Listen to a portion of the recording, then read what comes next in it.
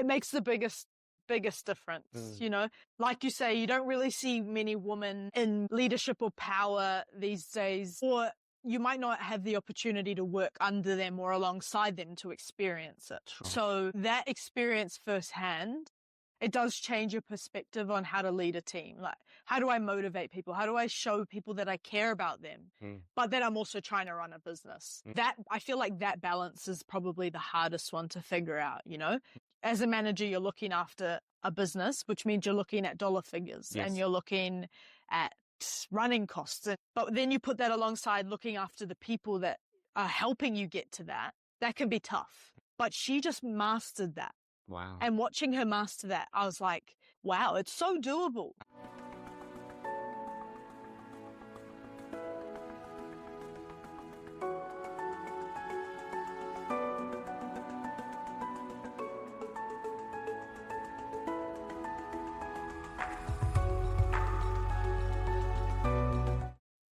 Do you want to walk me through about why you decided to? First, tell me, where did you go? Okay, so we went to Canada. Yeah. We got a working holiday visa in Canada. So you can, as New Zealanders, we can apply for a 2-year working holiday visa. It's called the Working Holiday Experience. Yeah, 2 years. Yeah, 2-year. And then obviously Canadians can do the same here. If I'm honest with you, I was working in my corporate job for 3 years. Yeah, 3 years. It wasn't even a thought in my brain that to do a working holiday visa. And then one day I was sitting with my partner, Ollie, and he was like, I really want to go to Canada. And in my head, I was like, okay, we'll go to Canada for a holiday. And then a couple of weeks later, I was watching him online and he was looking up all these visas. And I thought, what? Like, want to go to Canada properly? I didn't really know much about Canada. Yeah. I thought, okay, it's cold. Yeah. I don't know much else. Yeah. And then I wasn't that convinced, if I'm honest. Yeah. Ollie was like, I really want to go there. He loves mountain biking. Awesome. It's like the mountain biking mecca. That's where you go. They've got the biggest mountain bike parks. Wow.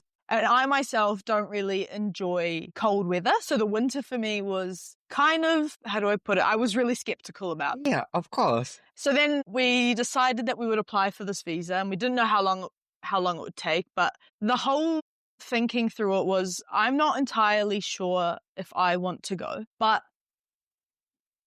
how will I ever know if I don't try? Wow. So, and I'm so lucky because I've always grown up with such a supportive family. My mum is my rock, and she's always encouraged me to do anything and everything. And even when I went to her, she was like, are you sure? Like, doesn't really sound like you. And then I said to her, look, Mum, if I go and I'm not having a good time, how easy is it for me just to say, that's okay. I tried it and I'm going to come back home. But it was a weird time because I was starting to sort of solidify myself in my job. There wasn't even necessarily going to be a right time to go. It was kind of, it was a hard conversation to have with my boss, that I was just going to up and leave. And even like to process that for myself was really hard. But she was also so supportive. She was like, you've got to go, you've got to try. And she said, if you come back and you don't ask me for your job back, I'll be so upset with you. So it was so supportive from the get-go. And then I started to get really excited about it, the thought of summer and all the beautiful lakes there. And I found a job using just like applying online for the resort that was in Whistler, because that's where we went. And then with the job comes staff housing, which was a whole nother shock, but I can talk about that after. So I landed a job as a restaurant supervisor on one of the mountain top restaurants. So like right at the top of Whistler Mountain. So we would take a half an hour gondola up to work and back down every day, which was amazing because on the way up, you could see so many animals. You were going on top of the mountain bike park. So people riding bikes, bears, deer. It was amazing. Wow. So yeah, I landed that job. Ollie was working as a mountain bike instructor. So he was teaching kids how to ride mountain bikes, which is just so perfect for him because he's an amazing teacher and he loves mountain biking. It was like all kind of landing in place. And then we booked our tickets to go and we got there and it all went relatively smoothly. We'd done all of our research. I joined heaps of different Facebook groups online, people talking about their experiences getting visas and what the important things are to do when you get there. Because obviously you need to get like social insurance numbers and bank accounts and phones, and there's a certain order you have to do them in. Otherwise, you can't do one because you need the other. So it was all really good that we'd done all this past research before we got there, because and I've spoken to a few people who got there and didn't do the research about how stressful that time was for them. I myself am a little bit OCD. I like being organized like that is peace of mind for me. Otherwise, the anxiety just goes through the roof, and you're already in a brand new country you've never been to. That's very wise. Yeah. Very wise. Yeah. So definitely doing your prior research, talking to people, having some sort of stability when you arrive, I believe is important. But also I understand that some people just like to go and figure it out there. I suppose that's just two different kinds of people and how you like to roll. I like what you just say. Similarly, for a lot of people came to New Zealand, even applying for bank account has been a nightmare. And I think you're right. Even just sorting out the most basic things. Yeah, absolutely. It's so important. Because it's peace of mind, you know. So there's a lot of things that are in your control that can be controlled, and then there's a lot of things that are out of your control and you do have to go with the flow with, which is what I've learned over my last 2 years away. So yeah, on arrival, it was really nice to have those things sort of ironed out. When we got there, we stayed in Vancouver for a couple of days, did all those important things, and then we made our way to Whistler. Then you roll in, and because you have a job in the resort, they give you staff accommodation. Amazing. Yeah, and it's really, really well priced because, as you might know, when you work on the mountain on a visa, you're not really getting paid very well. But you're not there to make money. No, you're kind of there for the experience. Like, I'm not going to leave my corporate job to go and work on a mountain to make money. Absolutely. And especially because of all of the money you've already spent to get there, you're kind of already in a loss. So Doesn't you have matter. to be prepared. Yeah, It's absolutely. just about learning the experience and extending your horizon. Yeah, and being well prepared because you are going to spend a lot more money than you'd think getting there. Wow. And sorting things out. So yeah, we checked into our staff accommodation, and that was my first shock. It was like the size of a shoebox. The kitchen was just a fridge, a sink, and a stovetop. That's it. And it was like only big enough for one person to go in. You didn't really have a sitting area. You just had like a piece of wall where you could put a couch, and then 2 rooms, and in each room had a bunk bed and the smallest and most disgusting bathroom you'd probably ever see in your life. So that week was a real shock for me. And if I'm honest, I was in all sorts for a week. I was like, why am I here? This is not what I expected. But then once that week rolls past, obviously you're just getting used to your new surroundings. Absolutely. And a shock. Oh, yeah, big shock. For me, it was a shock. For Ollie, he was like, oh, who cares? No, I same. When I first came to New Zealand, I went into accommodations. The place is nice, but how dirty it was and the pigsty of the 2 flatmates was a shock. I cleaned everything out. So I hear you. So yeah, cleaning, putting all your stuff away, getting used to this new bunk arrangement was interesting. And it was so hot when we got there. It was like, it's crazy because it's a mountain. So the summers are like 30 plus degrees. And then the winters are negatives. So it's 2 polar opposites. So we got there and we were on the top floor of our building. And so the hottest floor, and you don't have aircon. So I was getting used to that too. But nonetheless, we started meeting people, and then it was just the least of my worries. You know, I was like, I don't even care. Like, I'm not really home that much anyway. So what if it's tiny? I'm paying like $90 a week to live here. You know, who cares? So yeah, that was interesting. And then, we started work. What's your comfort zone? Oh, absolute. That's what Canada taught me so much. It's like, you think you know what your uncomfortable is, but going overseas teaches you a new level of uncomfortable and how you're going to handle that uncomfortable. It also teaches you that your problems are so small and they might feel so big at the time, and they might just overcome you and you might feel so overwhelmed.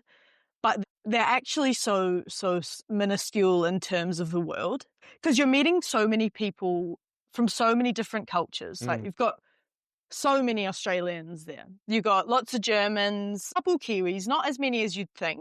Some people from Japan, English, obviously, Irish, Scottish. And it was so fascinating learning everybody's backgrounds, their values, their past. Your problems don't seem so important anymore, even though at the time they feel like the world is going to end. So it taught me that, like, yes, okay, I've got a problem. And in Canada, and especially when you're overseas, you do come across a lot of like roadblocks. Okay. Like there's always going to be something. I'm having a problem with getting my license, and it's going to take me a really long time, or I'm setting up my phone and they can't get me my SIM in time, or there's always something. Okay. Yeah. But it's not that important. You're going to be okay. Yeah. And especially when you have a really good support system, like your mum, your family's only a phone call away. Yeah. You've got somebody there who's with you that's really also very supportive. But even if you don't, it doesn't matter. You know, you're meeting people all the time and people who are in the exact same boat as you. So you can rely on other people too for advice or for past experience. So that was really cool too. I saw your photo. They all look so amazing. Like you have the time of your life. Like I was so jealous. Like, wow, I want to be young again. It was so much more than I ever thought it was going to be. So in saying that, it was the best thing I've ever done. Wow. So that hesitation initially just felt like the silliest thing to me. Like, imagine if I hadn't gone overseas and done this, because I suppose my mum was brought up like, you leave school, you go to uni, you get married, and that's sort of what you do. So I didn't plan my life like that, but this working holiday was not in my timeline at all. But then when I came back, Mum was like, oh, I wish I did that too. You know, I'm so proud of you for doing that, because I wish that was something I got to do too. So. Yeah, absolutely. Especially, but I hear you, which is very important what you highlight as well. Like there are so many little roadblocks that you never thought about, you know, like getting a SIM card, getting a driver license, you know, like that will create frustrations, but yet also values and cherished what's provided to you. Yeah. With the new friendships and all that. And they're actually some of the best friendships I've ever made. Like I talk to these people almost every day. We're miles apart now, but they are some of the closest people to me. Like, through seasons, especially the winter season, which might I add, we weren't actually sure we wanted to stay for, because like I said earlier, I don't really like cold weather. And I skied when I was young, but I wasn't necessarily a good skier. So that was worrying for me. And when I say cold, it's like -10, you know, so it's really cold. We had some days that were -35 with like a -50 wind. Wow, my. And they had to close the whole mountain, because obviously if anything happens, you can get hypothermia and it's not nice. So that's how cold it was. Wow. But again, based off the hesitation of not actually knowing if we wanted to go, I was like, how will we know unless we try? Yes. So I said to Ollie, how about we stay for 4 months of the winter, which is majority of the winter, and then we book a trip and we head to South America, Central and South America, which is what we did at the end of February to go and see some warm weather. So I was having the cold weather experience, but then after we were treating ourselves with going to see some warmer weather. But that winter was one of the best seasons ever. I worked in this little waffle hut on the top of the mountain. So we used to ski to work. We used to take about 3 different gondolas and chairlifts to get to work. And it was kind of like the place to be on the mountain for food. Like we used to have lines outside our door before we would even open, and we would just make waffles for like 7 hours a day. And they were really nice waffles, but they were really expensive. But the amount of people coming through and how small our restaurant was, it was chaos. Like you were like, I was lucky to some days have a lunch break. So, but that pressure, you form these bonds with people around you that you'd never, ever think you would, especially in a seasonal job. So you're going through the highest of highs and the lowest of lows with these people. I'm not going to lie to you. It's not all glamorous. Like you are working pretty hard. I mean, it's up to you what job you get, but it is a real destination in Canada. So you get a lot of tourists coming through in the winter. So is chaos. Some days you would finish work and you just think, yeah, exactly. And you'd be too tired to even think. And that back to back for 5 days before you'd get your 2 days off, there was certainly some days where and I'm sure everybody could say the same, there was some like breakdowns. Of course. Yeah. 7 hours non-stop restaurant. Yeah. I work in a restaurant many years. I know how pressure it is when you get so busy. It's 7 hours non-stop. And so, yeah, there was some real lows, but the low was sort of felt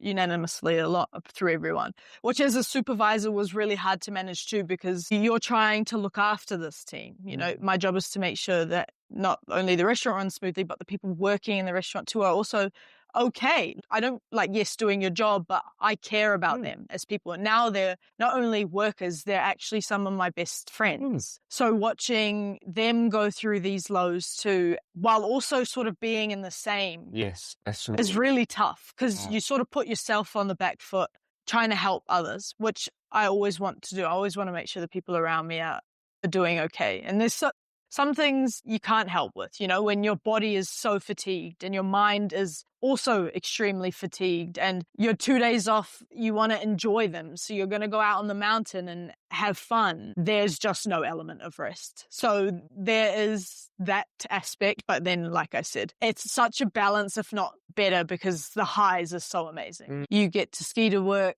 every morning and there's nobody on the mountain yet. So you have the mountain to yourself. Wow. And every afternoon you get to ski home and there's nobody on the mountain. So it's like it feels like a treat. Yeah. So while working through those lows, it was always important to remind myself that there is highs coming and I just have to go through the flow and through the waves, because there's so many waves. Can I ask you something? Yeah. It sounds like in that time, you already built out your own personality and all that. It's like everything coming together as who you are in that time. Yeah. Like you're really able to consolidate whatever that personality, that love, that aroha you have. It's like just showing out to you. It's like, yes, you are that person. Yeah, it was, yeah, you're right. I learned a lot about myself in that experience. But it's always in you. You just never have the chance to dig it out. Yeah, sure. Almost sounds like you finally have a chance to dig everything out of who you truly are. Yeah. It's always there. Yeah, I love working in a team. I always love being around people. It's who I am. I am an extrovert. You're a very lovely, caring person. Everybody loves you, even at kickboxing. Yeah. I love everyone too. So I feel like that care for others is, I'm very lucky that I learned that from my mum. So she's looked after me like my mum and dad for my whole life. So I'm so lucky to have learned that from her, and then now I get to do that myself. So she is my role model for sure. To be honest, probably no one have told you when you left even kickboxing to Canada. I felt like suddenly something missing.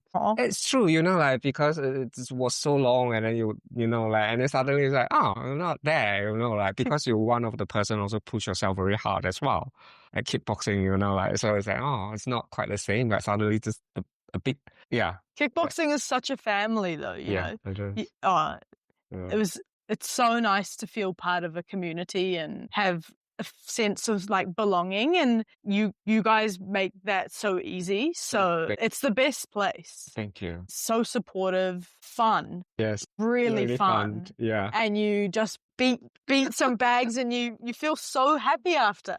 Yeah. So it's amazing. But there's the thing, like what you just say is also, they must be really hard, like 7 hours, 5 days. But I hear you say the good thing is because everybody was just so strong as a team. So you do have that bond. And so when you said, like you're all feeling tired together, sad together, when you have the high, you're feeling high together. So you're not being alone, but as a supervisor, I hear you also care about these people. So you do feel a sense of responsibility. Absolutely. Yeah. Well, that's perfectly said. And it comes to a point where you have to acknowledge that everybody is feeling a certain way. But you also need to dig down and find something that motivates them just to get them through that one day. There was my last winter season, I was really lucky. So I moved from that restaurant to a different restaurant, and I worked under the most amazing manager. She just led with humility. Like, she, moving forward, is my role model for how I would want to lead. Wow. And I never ever thought I would leave Canada with that. So just watching her and how she led with humility, she was so honest. She lived by her own rules. She was a really approachable person. She was so caring. She was essentially like our mum at work, but she was our boss, you know? So she'd whip you into line when you need, but she was also the first person to be there for you if you ever needed anything. Her values were so aligned, and her passion just bled through everyone. Like, everybody was working hard because we wanted to work hard for her. Wow. Do you know? We all wanted to win Yes. because we wanted her to win. Wow. She was amazing. And to this day, I want to, if I ever have the opportunity to lead in a manner that's like her, I would 100% want to be like her. Because to be honest, you are pretty amazing as well. If someone who you feel like, wow, that person must be. Oh, she was Wow. incredible. Yeah. Yeah, I adore her, and we still talk, but she, in that season, also was really tough. And there was a lot of issues with the amount of like labor we were allowed to have, and it was so busy all the time, and we were always understaffed, and people were really feeling it. But she was just our rock. Wow. We were so lucky, and that season will truly have a special place in my heart because it actually taught me so much about resilience. Yes. Like, we don't just fall at our feet when it gets hard. We find a way to get like to stand back up. And she was the epitome of that. Like, Wow. we find a way and we just do that. If no one have done restaurant job, I can vouch for how hard it is. You're on your feet all the time. All the time. You need to make sure that people are happy, the order is right, response to any requests. Even when you're busy, walk past someone will just say, hey, can you grab me a napkin? You can't say, go and get it yourself. Exactly. Yeah. Yeah, and a lot of tough customers too, and it was a big restaurant, and it was actually, we were working some 10-hour days. We weren't even working 7. So, wow. And yeah, so that season holds such a special place in my heart. Like, she does too. Yeah. The restaurant was called Glacier Creek, and I'm so lucky to have worked under her, because now I sort of see what leadership, especially coming from a woman. Yes. I know in this day and age, like, the equalities, you know, it's coming back. Not really. We're still lying to ourselves. Yeah, we kind If you look at the pay equality, way low. Absolutely. New Zealand, we need to do better. I'll carry on. Yes, we do. No, I 100% agree. And just look at the corporate. How many women are there? Not many. Not many. Seeing her in that leadership role, no, I completely agree with you. I was just trying to say that to be like politically correct, but cut that. No, let me do. Seeing her in that role was like, wow. Yeah. And it so can be done. And the way she was so strong with her morals and values, but also what she believed in. And she wasn't going to let anyone else sort of change that. You know, up top are pushing hard because we need to do better at this and this and this. She would turn around and say, actually, we are doing so damn good at that. I'm not sure what more you want us to do. You know, like, she had our back through everything. I love it. Yeah. And I was like, I didn't know that was possible, being a woman in leadership. I thought, especially if you have to work under more men above you who are saying, we need this from you, this and this and this. And she's like, actually, well, we are doing the best we bloody can. Yeah. So, like, how about appreciate that? You know, she would say that, and she would come into the office and she'd say, look, they've said this and this and this. And she'd say, I don't necessarily think that that's correct. I've told them this, but what we're going to do to sort of make them happy is this, but I want you guys to know that you're doing an amazing job. Wow. So through the toughest of tough times, she was just there for us, and I love her to pieces. Like, she's insane. Yeah. She's been there for a long time? Or? She's worked at that restaurant for, I don't want to butcher this, but I think it's more than 20 years. Wow. I want to say 30 years. Wow. Yeah. So yeah, she's seen it all.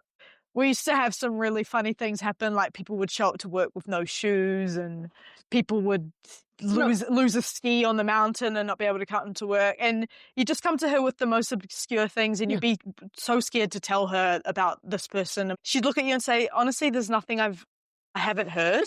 So if you think you're going to surprise me right Yeah. now, you're wrong. So just tell me, because I'm probably going to say, oh, that's happened before. So I love it. and that's what made her so approachable. She's love just it. like, I've seen it and I've probably done it. Yeah. So just tell me and we'll work it out together. Wow. So yeah, I came home and I was just so motivated by her. Mm. You know, she said to me, oh, if you ever need a reference for your job when you get home, just let me know. And she has been. So she's helped me so much to land this job now. I didn't thought about it, but I just want to ask you, as a female, especially like yourself, how important it is to see a role model like her to inspire you. It makes the biggest difference. You know, like you say, you don't really see many women in leadership or power these days, or you might not have the opportunity to work under them or alongside them to experience it. Sure. So that experience firsthand, it does change your perspective on how to lead a team. Like, how do I motivate people? How do I show people that I care about them, but that I'm also trying to run a business? That, I feel like that balance is probably the hardest one to figure out, you know? As a manager, you're looking after a business, which means you're looking at dollar figures and you're looking at running costs. But then you put that alongside looking after the people that are helping you get to that. That can be tough. But she just mastered that. Wow. And watching her master that, I was like, wow, it's so doable. Wow. You can have a really successful business and be a fantastic leader. Wow. And you don't see that very often. No, I agree. Very, very hard to see actually nowadays. But I love it because, you know, that's why representation is so important, isn't it? Especially, like you say, you don't even thought that it's possible. No. And she showed you it can be done. You don't have to ruin your relationships with people to get to the top. Like, we were such a successful restaurant that season because she looked after us. And like I said, we wanted to win for her. We wanted her to look good because she looked after us so well. I love it because that's what I believe in my heart as well, is the people that you need to look after. The rest, of course, then you will come because then the people who work for the company feel good about who they are. Absolutely. And they want to come to work. Yeah. And they want to work hard. Yeah. And then they go home and then you can have all the fun you want. But you show up to work the next day because you know that the person that you come in to work for actually cares about you. And then again, you went back the second time for the holiday work.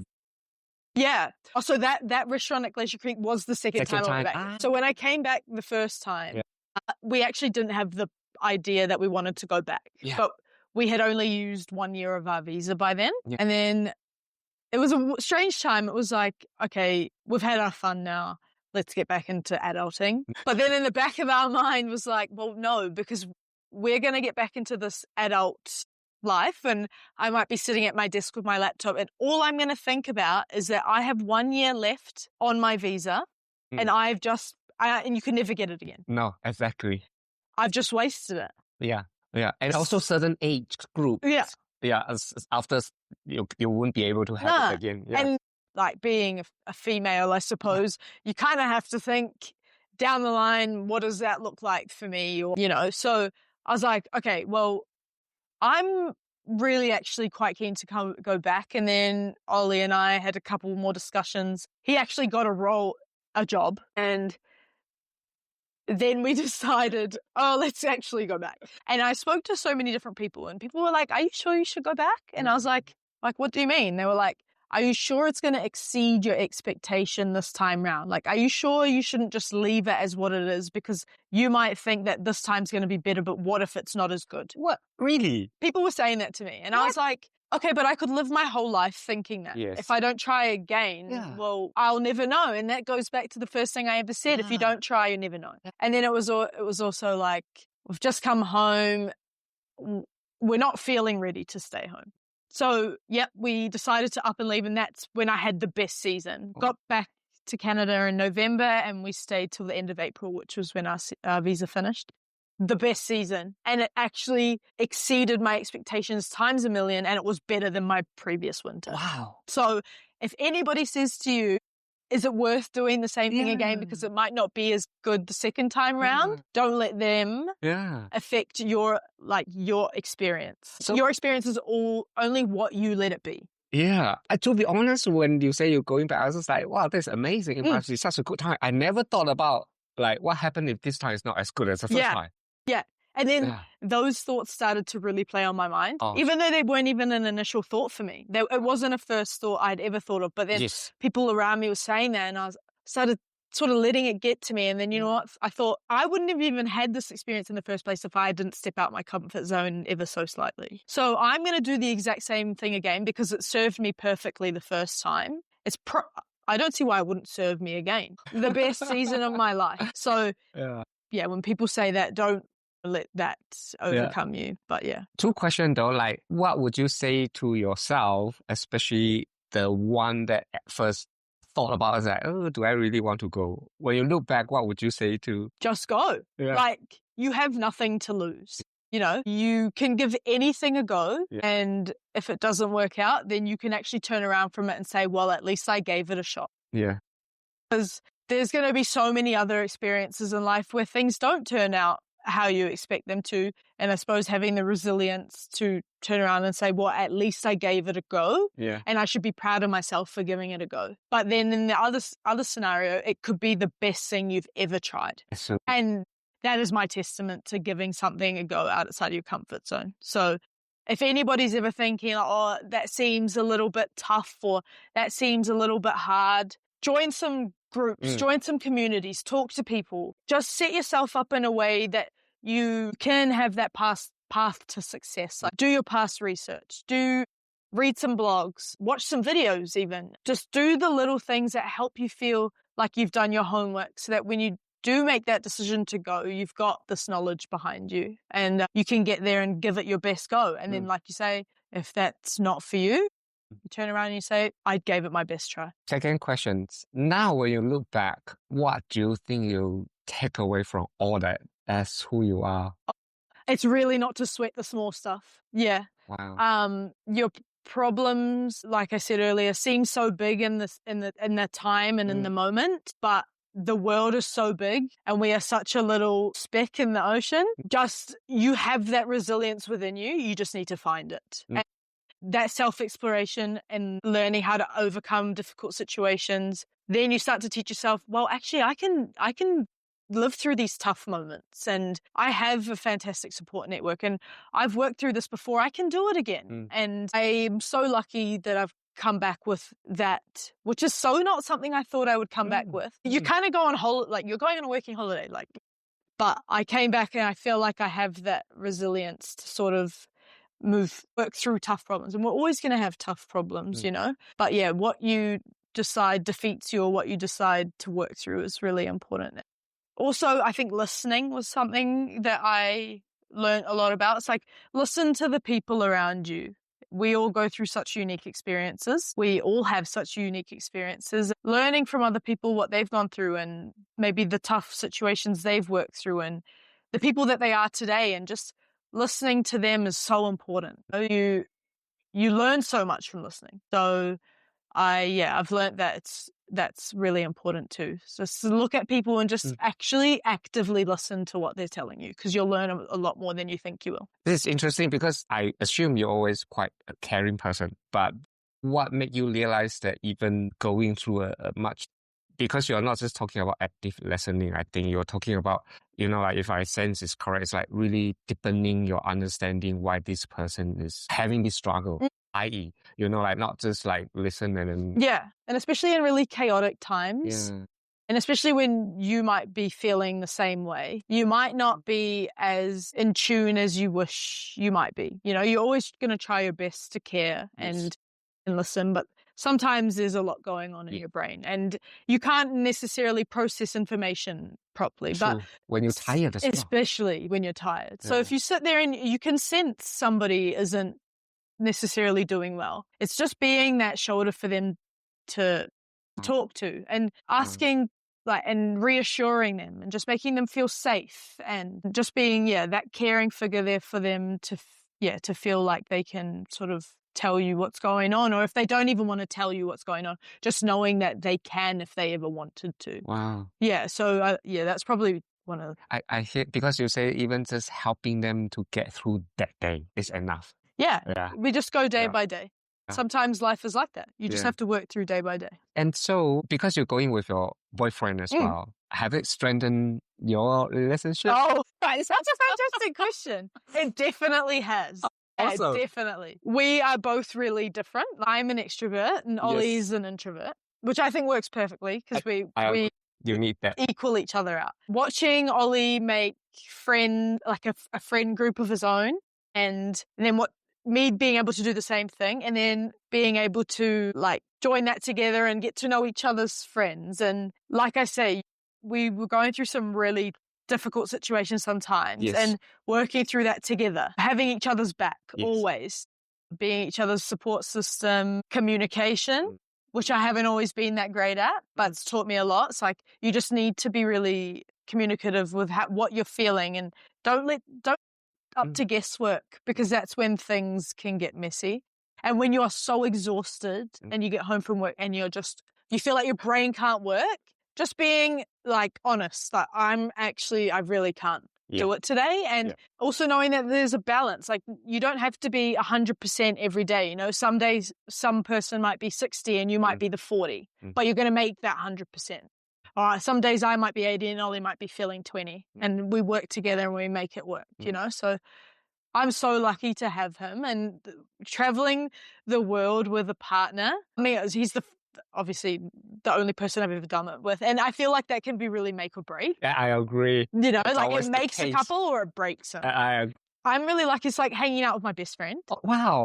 So it wasn't, there wasn't really any times where it felt tough. It was just like natural. It was so nice. And wow. But have you guys ever sit down and after came back and start talking about? All the time. Really? Yeah. Every time we're together, and he always brings up, how cool is what we did the last 2 years? And I say, it was insane. That's amazing. And then he's always like, well, should we do it again? I'm like, I would love to, but life is kind of doing its thing right now. And I feel like this is where I need to be right now. But if I was a real free bird and I just was like, whatever, I don't care about where I want to live in the future, or if I do this or that, then absolutely I'd go again. But I've had that fun now, and like I want to keep traveling, but I think I'll just do it in a different way. You Absolutely. know? So and to be honest, like you say as well, because even having a job is not like an easy job. Your body can only take so much. This kind of environment, you know, like it's impossible to keep putting yourself in that situation. And this can be quite challenging as well. Absolutely. And I think one of the other things that Canada taught me was that New Zealand is home, you know. Canada's a beautiful place and it's got so many cool things to do. Yeah. But it makes you cherish home, you know. Tell me more. What? So I don't want to say it like in a negative way, but doing things for like normal life, such as opening banks and cars and phones and insurance and like all these things in Canada are really tough. And a lot of it doesn't make sense, the processes they have. So then you come here to New Zealand where things might feel like they have a lot of regulation or they might feel really strict, but everything actually makes sense. Everything has a process that makes sense. Everything is easy in a way. It's not as expensive as it is there, which is hard to believe because of how expensive it is here. But we also have the most beautiful people here. Like people in New Zealand are kind, they're caring, it just feels like home. Yes. And being there has taught me like in the future, this is where I want to live and keep growing. So it was also cool because we did travel through Europe and Mexico, and you see all these different cultures and you think, wow, we've actually got a really cool place here. It's a really good country. It's safe and you feel safe and you have really nice people around. It's so nice and green. We've got beautiful ocean. We've got amazing mountains. We've also got beautiful lakes. But it's just home. And it's clean as well. It's so clean. People forget like how clean this country is. You're actually so right. Yeah, being away also made me realize that this is home. So I'm lucky for that. Like how lucky are we to be able to call New Zealand home, you know? And so this is another thing that like I think it would be quite good to even for people to understand, especially after about, you know, like two years more or less traveling, coming back, how easy it is. Oh, I mean, in terms of, like, because it's almost like a reset again, isn't it? you're essentially coming back to just like a blank page. So obviously you have all your friends and family. That never changes. Yes. So coming back home to that was lovely. Yeah. You know, I got to see all my friends again and my family, and I love that Yeah. because I love being around people. And I'm so fortunate to have such amazing friends and family and community. So that was really nice. But then coming back and readjusting the pace of life, like overseas, it was go, go, go, go. Like you're always with your friends, you're always doing something, you're always seeing something new, there's new experiences every single day. Then you come home and it's like, okay, I need to reset into the slower pace. Everybody works a job. Not everybody, but like most people have a job, which means you don't see them unless you see them in the weekend. And then coming back into this job market as well. Yes. So tough. Yes. Just like the unknown, what does my life look like for the next 3 months, and just having a plan. So it was tough.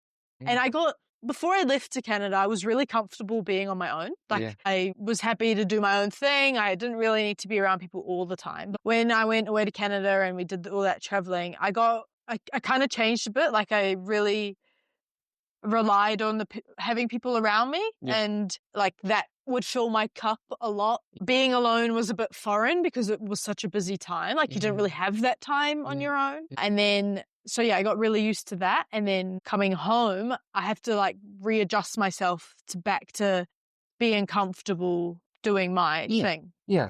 So that was also kind of tricky for me. It's like I'm not used to being left with my own thoughts anymore. I'm sort of juggling that while trying to settle back down and decide what I wanted to do moving forward and look for a job and where am I going to live. And so because the reason quite fast paced, like, have what you say, like go all the time and suddenly come back to New Zealand. Like, yeah, absolutely. Yeah. But then you just learn, like, I've got some amazing, like your bestest and your closest family are here. You're so lucky to be around them. Start to set routine back up, heading back to the gym and,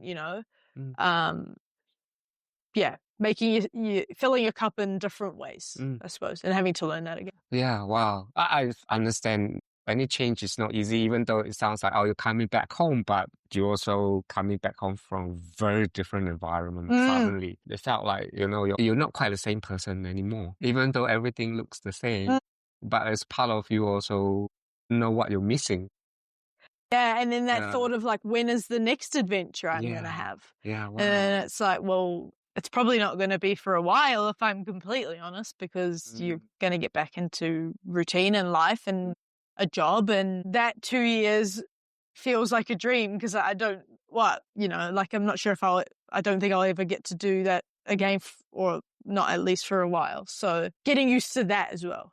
As you say, adult dream, go back. But which is, again, emphasize how important it is to have that experience. Exactly. Yeah. So now you can always think back about it and just think, that was so fun. And now you have all these friends and people that you can reconnect with in the future. Lots of my friends, really good friends that I made, live in Australia. Yes. So that's not that far away. So there'll be so many opportunities to go visit them, and they can come here and see New Zealand. Yeah, there's so many things to look forward to. It's just like having to remind yourself that too. And you have like an international friendships groups Absolutely. Now. Yeah. Absolutely. Like one of our closest friends, he lives in Austria. Yeah. And so when we went to Europe, we got to visit him, and that was just the funnest thing ever. Wow. They say that when you do overseas experience like that, they call it seasonal friendships because people always come in and going. That's right. But it's more than that. Yes. Because any friend I made over there is definitely not a seasonal friend. Like they are a friend for life because you don't invest your time. Well, I personally don't give my time to people I don't think are worth, so they actually have such a special place in my heart and I care about them a lot. So they are my friend forever. It's not a seasonal friendship. And you don't know when you might see them, but you will, Yeah. Because you guys spend such a vulnerable time as well. Yeah. Like because you peel back all the layers, you're not the corporate job of Sarah, you're not a New Zealander. You know, like you Yeah. to them is just that person. Yeah. Yeah. Most honest, most vulnerable, and most authentic. It was, yeah, it was really so much fun. Yeah. I tell you, that is such an amazing story. I love every bit of it. Gosh, it make me feel like I want to do it. Let's go. So that's the thing, you know, like, because I sense that, you know, if not because of your partner, it wouldn't have been your decision at all. Probably not. Yeah. Which is crazy, don't you think? I do. Yeah. I do. I think it's a big risk, like what you said. Yeah. And there was a thought that I was like, oh, I'll just let him go. Yeah. I was like, no, like I don't see my life Yeah.